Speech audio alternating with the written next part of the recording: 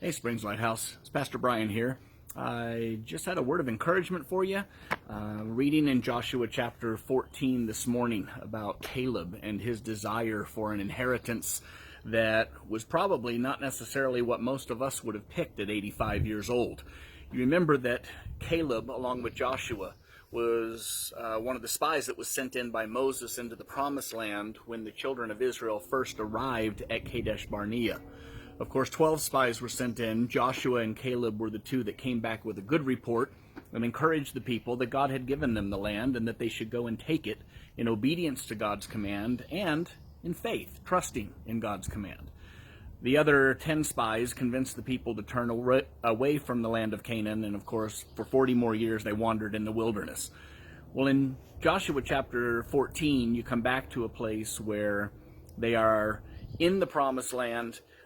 The 40 years of wandering is over. The 5 years of conquest of the land has been completed, and the land is now being divided amongst the tribes. And Joshua and Caleb are the only two remaining from that generation that God allowed to enter into the land. But what's interesting to me is Caleb's attitude. He is 85 years old, and as he's talking there to Joshua about his inheritance, he says, "The Lord has kept me alive these 45 years as he promised, since the Lord spoke this word to Moses." And he says, "Here I am today, 85 years old. I am still as strong today as I was the day Moses sent me out. My strength for battle and for daily tasks is now as it was then. Now give me this hill country where the Anakim, the giants, are." And he says, "Perhaps the Lord will be with me, and I will drive them out as the Lord promised."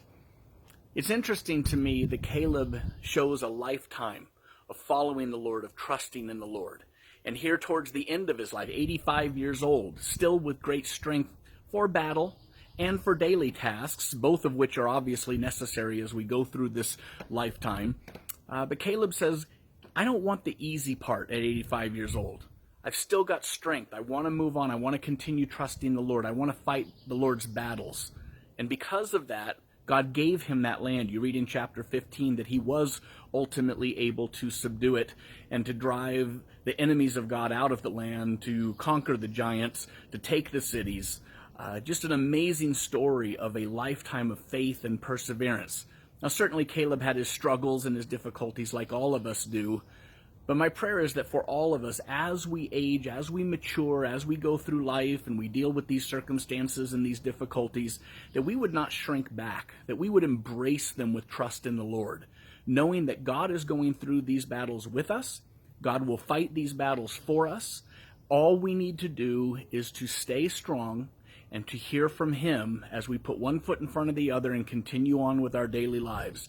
And may your strength and my strength be as strong today as it was 10, 15, 20, 45 years ago for battle and for the daily tasks. Bless you guys. We'll talk soon.